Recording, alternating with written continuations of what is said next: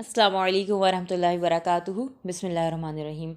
کچھ چیزیں اتنی اچھی لگتی ہیں کہ فوراً سے آپ کے دل اور دماغ پر نقش ہو جاتی ہیں۔ کلیم الحدیث میں جب میں نے ایک حدیث پڑھی اور سنی تو وہ میرے دل و دماغ پر نقش ہو گئی اور میرا دل کیا کہ میں آپ لوگوں کے ساتھ شیئر کروں، کیونکہ وہ ہمیں بہت کچھ سکھاتی ہے اور اس میں ہماری اخلاقی تربیت بھی ہے۔ یہ بخاری کی حدیث ہے 2081 اور جلد 3 کے اندر ہے، اور حضرت عائشہ سے اس کی روایت ہے۔ اور نبی کریم صلی اللہ علیہ وسلم، اس میں بتایا جاتا ہے کہ نبی کریم صلی اللہ علیہ وسلم کی ازواج جو تھیں 2 گروہوں میں تقسیم ہو گئی تھیں۔ ایک میں حضرت عائشہ، حضرت حفصہ، حضرت صفیہ اور حضرت سودا، اور دوسرے میں ام سلمہ اور باقی تمام ازواج مطہرات تھیں۔ مسلمانوں کو رسول اللہ صلی اللہ علیہ وسلم کی محبت کا علم تھا کہ وہ حضرت عائشہ سے بہت محبت رکھتے تھے، اس لیے جب کسی کو کوئی تحفہ بھیجنا ہوتا تو وہ رسول اللہ صلی اللہ علیہ وسلم کی خدمت میں تب پیش کرتے جب وہ حضرت عائشہ رضی اللہ تعالیٰ عنہ کے گھر ہوتے، یعنی حضرت عائشہ کی باری ہوتی تب وہ بھیجتے۔ تو اب ازواج مطہرات نے اس چیز پہ ایک ڈیسائیڈ کیا، جو دوسرا گروہ تھا حضرت ام سلمہ والا، انہوں نے آپس میں مشورہ کیا اور حضرت ام سلمہ کو کہا کہ وہ رسول اللہ سے بات کریں کہ آپ لوگوں کو فرما دیں کہ آپ کے یہاں تحفہ بھیجیں جب بھی آپ کہیں بھی ہو، مطلب کہ کسی بھی ازواج کے پاس ہوں وہ تب بھی تحفہ بھیج سکتے ہیں، وہ لازماً نہیں کہ حضرت عائشہ کے پاس ہوں تب بھی تحفہ بھیجیں۔ اس لیے انہوں نے حضرت ام سلمہ کو آپ صلی اللہ علیہ وسلم کے پاس بھیجا۔ حضرت ام سلمہ نے جب یہ مدعا آپ صلی اللہ علیہ وسلم کے سامنے رکھا تو آپ نے کوئی بھی جواب نہیں دیا۔ ازواج مطہرات نے پھر حضرت ام سلمہ کو کہا کہ جاؤ ایک دفعہ پھر بات کرو۔ آپ نے پھر بات کی، مگر رسول اللہ صلی اللہ علیہ وسلم نے کوئی جواب نہیں دیا، یعنی جب آپ کی باری آئی اور آپ نے انتظار کیا، پھر بات کی دوبارہ سے، مگر کوئی بھی جواب نہیں آیا۔ تو جب ازواج نے پوچھا پھر آپ نے وہی بتایا کہ رسول اللہ صلی اللہ علیہ وسلم نے مجھے کوئی جواب نہیں دیا۔ ازواج نے اس مرتبہ ان سے کہا کہ آپ صلی اللہ علیہ وسلم کو اس مسئلہ پر بلواؤ تو صحیح۔ جب ان کی باری آئی تو انہوں نے پھر کہا تو آپ نے اس مرتبہ فرمایا عائشہ کے بارے میں مجھے تکلیف نہ دو، عائشہ کے سوا اپنی بیویوں میں سے کسی کے کپڑے میں مجھے وہی نازل نہیں ہوتی ہے۔ عائشہ رضی اللہ تعالیٰ نے کہا کہ آپ کے اس اشارے پر انہوں نے عرض کی آپ کو عذاب پہنچانے کی وجہ سے میں اللہ کے حضور توبہ کرتی ہوں۔ پھر ان ازواج مطہرات نے رسول اللہ صلی اللہ علیہ وسلم کی صاحبزادی حضرت فاطمہ کو بلایا اور ان کے ذریعے حضور صلی اللہ علیہ وسلم کی خدمت میں کہلوایا کہ آپ کے ازواج ابو بکر کی بیٹی کے بارے میں اللہ تعالیٰ کے ہاں آپ سے انصاف چاہتی ہیں۔ چنانچہ انہوں نے بھی آپ صلی اللہ علیہ وسلم سے بات چیت کی۔ آپ نے فرمایا میری بیٹی کیا تم وہ پسند نہیں کرتی جو میں پسند کروں؟ انہوں نے جواب دیا کیوں نہیں۔ اس کے بعد وہ واپس آ گئیں اور ازواج مطہرات کو اطلاع دی۔ انہوں نے ان سے پھر دوبارہ خدمت نبوی میں جانے کے لیے کہا، لیکن آپ نے دوبارہ جانے سے انکار کر دیا۔ تو انہوں نے حضرت زینب بنت جہش کو کہا، وہ خدمت نبوی میں حاضر ہوئیں تو انہوں نے سخت گفتگو کی اور کہا کہ آپ کے ازواج ابو قحافہ کی بیٹی کے بارے میں آپ سے اللہ کے لیے انصاف مانگتی ہے اور ان کی آواز اونچی ہوگی۔ کچھ لوگوں کی آواز اونچی ہوتی ہے، وہ مطلب کہ ایسا نہیں کوئی ہوتا کہ اللہ معاف کرے وہ بدتمیزی کر رہے ہوتے ہیں یا کہہ رہے ہوتے ہیں، پچ آف وائس ان کی اونچی ہوتی ہے تو ان میں ذرا آواز جو ہے نا اونچی ہو جاتی ہے۔ حضرت زینب کی آواز اونچی ہوئی، حضرت عائشہ بھی وہیں بیٹھی تھی تو انہیں بھی برا بلا کہا۔ رسول اللہ صلی اللہ علیہ وسلم حضرت عائشہ کی طرف دیکھنے لگے، وہ کچھ بولتی ہیں یا نہیں، تو راوی نے بیان کیا حضرت عائشہ بھی بول پڑی، حضرت زینب کی باتوں کا جواب دینے لگی اور آخری نے خاموش کر دیا۔ پھر رسول اللہ صلی اللہ علیہ وسلم نے حضرت عائشہ کی طرف دیکھ کر فرمایا یہ ابو بکر کی بیٹی ہے۔ اور ابو مروان نے بیان کیا حشام سے اور انہوں نے عروہ سے کہ لوگ تحائف بھیجنے کے لیے حضرت عائشہ کی باری کا انتظار کیا کرتے تھے۔ حشام کی ایک اور روایت قریش کے ایک صحاب اور ایک دوسرے صحاب سے جو غلاموں میں سے تھے بھی ہیں، وہ زہری سے نقل کرتے ہیں، اور محمد بن عبد الرحمن بن حارث بن حشام سے حضرت عائشہ نے کہا ہے کہ جب فاطمہ نے اندر آنے کی اجازت چاہی تو میں اس وقت آپ ہی کی خدمت میں موجود تھی۔ امام بخاری نے کہا ہے کہ آخری کلام فاطمہ کے واقعہ سے متعلق حشام بن عروہ نے ایک شخص سے بھی بیان کیا ہے، اور اس حدیث کی شروع میں بھی جو راوی بیان ہوتے ہیں ان میں ہم سے اسماء بن ابی اویس اور ان کے بھائی عبد الحمید بن ابی اویس، اور ان سے سلمان نے، اور سلمان سے حشام بن عروہ نے، اور ان سے ان کے باپ نے، اور ان سے عائشہ نے کہا۔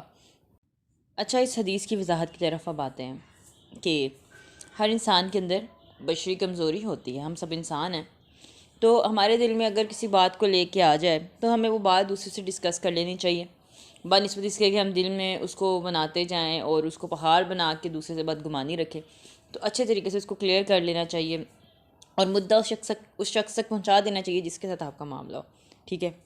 اور اب دیکھیں اس میں طرز عمل سمجھ آتا ہے کہ اگر آپ کے پاس کوئی مدعا لے کر آیا، اگر جیسے ام سلمہ کے ساتھ آپ صلی اللہ علیہ وسلم پہلے خاموش رہے، تو کس جگہ پہ آپ خاموش رہ سکتے ہیں، لازمی بات نہیں ہے کہ آپ بہت اونچی اور بہت زیادہ وضاحت کریں، تو آپ خاموشی اختیار کر لیں، مگر وہ اصرار کریں تو کوئی اس کو وہ بات بتا دے جس سے اس کو سمجھ آ جائے کہ نہیں یہ کام نہیں ہے، یہ بات ایسے ہی تھی۔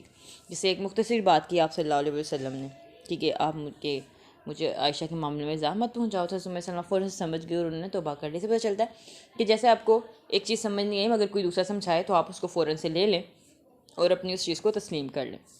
اس سے ظرف کو پتہ چلتا ہے کہ صحابہ کرام کیسے رسول اللہ صلی اللہ علیہ وسلم کے سامنے بات رکھتے تھے، ان کے ازواج بھی چاہے صحابیات بھی، اور پھر اس کے بعد رسول اللہ صلی اللہ علیہ وسلم جب ان کو کچھ سمجھا دیتے تھے وہ پھر ضد نہیں کرتے تھے، وہ فوراً سے اپنی تلافی کر لیتے تھے. تو ہم یہ دوسرے انسانوں کے ساتھ بھی کر سکتے ہیں، کیونکہ یہ سارے معاملات اس لیے ہوئے ہیں کہ ہم لوگ سیکھیں. اس لیے یہ چیز مجھے بڑی اچھی لگی کہ کوئی مسئلہ آپ اسے ڈسکس کرے اور اگر کوئی خاموش ہے تو آپ مائنڈ مت کریں کہ یہ خاموش ہے، اس نے کوئی جواب نہیں دیا. بعض اوقات خاموشی بہت بڑی حکمت ہوتی ہے، تو کسی کی خاموشی کو بھی برا نہ جانے اگر وہ خاموش ہو گیا، ٹھیک ہے. اور خاموش رہنے والا شخص بھی ایسا نہ ہو کہ وہ دل میں گرجز رکھے یا غصہ رکھے یا غصہ کرو نہیں. یہ رسول اللہ صلی اللہ علیہ وسلم جو تھے وہ اپنی تمام ازواج سے محبت کرتے تھے اور انصاف کرتے تھے، تو ان کے دل میں ایسی کوئی بھی بات نہیں تھی کہ وہ اپنے ازواج کو اگنور کر رہے ہیں یا انہیں ایسا کر رہے ہیں، ایسا کچھ بھی نہیں تھا. اس کے بعد سیکنڈ کہ جس کو آپ مطلب کہ جواب دیں کسی کو آپ نرمی سے بھی بتا سکتے ہیں، کیونکہ وہ نرمی سے بات بھی سمجھ جاتے ہیں. جیسے حضرت فاطمہ کو آپ نے کہا کیونکہ ان سے تعلق اس نوعیت کا تھا کہ نرمی سے آپ نے کہا. اور جب تیسری دفعہ آپ جیسے زینب کو دیکھتے ہیں چونکہ ان کا لہجہ تھوڑا سا اونچا تھا اور وہ بات تھوڑی ترشی تک چلی گئی، تو پھر آپ صلی اللہ علیہ وسلم نے دیکھیں خود جواب نہیں دیا، حضرت فاطمہ کو دیکھا جس کی بات تھی وہ جواب دے رہی ہیں. کیونکہ آپ صلی اللہ علیہ وسلم دیتے تو حضرت زینب کے دل میں آ سکتا تھا، کیونکہ رسول اللہ صلی اللہ علیہ وسلم کی وہ بھی بیگم تھی، مگر آپ نے دیکھا کیسا انصاف کیا. تو آپ اس عائشہ کو دیکھ رہے ہیں کہ وہ جواب دیں، کیونکہ آپ صلی اللہ علیہ وسلم دیتے تو معاملہ خراب ہو سکتا تھا. خراب ہونے سے مراد یہ نہیں کہ وہ، مگر ایک دل میں انسان کے آ جاتا ہے نا، کیونکہ رسول اللہ کے آگے تو کسی نے کچھ نہیں کہنا تھا. تو آپ نے عائشہ کو دیکھا دیتا، تو اس سے یہ پتہ چلتی ہے کہ بعض کا جواب وہی شخص ہے جس کے متعلق بات ہو رہی ہو تو معاملہ زیادہ اچھے طریقے سے چلتا ہے. تو اس کے بعد کیا ہوا، عائشہ نے جواب دیا تو کیا ہوا کہ بات ختم ہو گئی. وہ جو تو اسے پتہ چلتا ہے کہ تین رویے، کبھی خاموشی، کبھی نرمی اور کبھی سختی بھی اختیار کرنی پڑتی ہے کسی کو بات پہنچانے کے لیے، ٹو دی پوائنٹ بات کرنے کے لیے. یہ معاملہ تھا جو جذبات کا تھا، اس لیے اس کو سلجھانا بھی جذبات کے ساتھ تھا. اگر اس میں عقل سے کام لیتے تو پھر یہ نیا سلجھ تھا، کیونکہ آپ ایک ہی لاٹھی سے سب کو نہیں ہانک سکتے. تو اسے پتہ چلتا ہے کہ کوئی بھی جذبات میں آ سکتا ہے، کسی کے دل میں کبھی خیال آ سکتا ہے، مگر آپ کا جواب جو ہے وہ اتنا اچھا ہونا چاہیے کہ اگلا بات سمجھ آئے. اس کو آپ کو پتہ ہوتا ہے کہ آپ کے پاس ایک شخص ہے، اس کا مزاج کیا ہے، آپ اس کے مطابق اس کو جواب دیں. اگر کسی کا مزاج ایسا ہے کہ آپ ہلکی بات کریں گے، نرم سی بات کریں گے تو وہ سمجھ جائے گا، آپ اس کے ویسے کریں.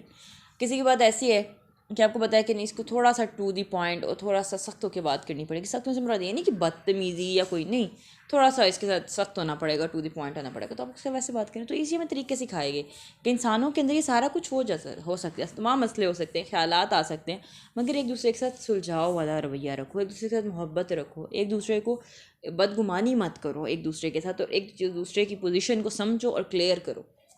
تو اس لیے یہ حدیث مجھے بہت پسند ہے اور میرے بہت دل کے قریب ہے کہ آپ کو لوگوں کو ڈیل کرنا آنا چاہیے. بیسکلی اس میں ہمیں لوگوں سے ڈیلنگ سکھائی گئی ہے کہ آپ کو پتہ ہونی چاہیے، آپ کا فہم ہونا چاہیے کہ مجھے کس کو کیسے ڈیل کرنا ہے. اگر آپ ایک گھر میں ہیں تو آپ کو اپنے والدین کے مزاج کا پتہ ہونا چاہیے کہ میں نے والدین کو کیسے ڈیل کرنا ہے، ان کو کیسے بات سمجھانی ہے. اگر شوہر ہیں تو شوہر کے ساتھ، رشتہ دار ہیں رشتہ داروں کے ساتھ، دوست احباب ہیں تو ان کے ساتھ آپ کو ڈیلنگ آنی چاہیے. بیسکلی آپ کو یہاں پہ ڈیلنگ سکھائی جا رہی ہے کہ ڈیلنگ سیکھیں، لوگوں سے محبت کرنا، تعاون کرنا، بات سمجھانا، کلام کرنا، ان سے ملنا جلنا، میل ملاپ رکھنا، ان کے خدشات کو دور کرنا، ان کے وہم کو دور کرنا، ان کو تسلی دینا. یہ ہمیں آنا چاہیے کیونکہ رسول اللہ صلی اللہ علیہ وسلم کا جو اسوہ ہے اس میں ہمارے لیے بہترین رہنمائی ہے.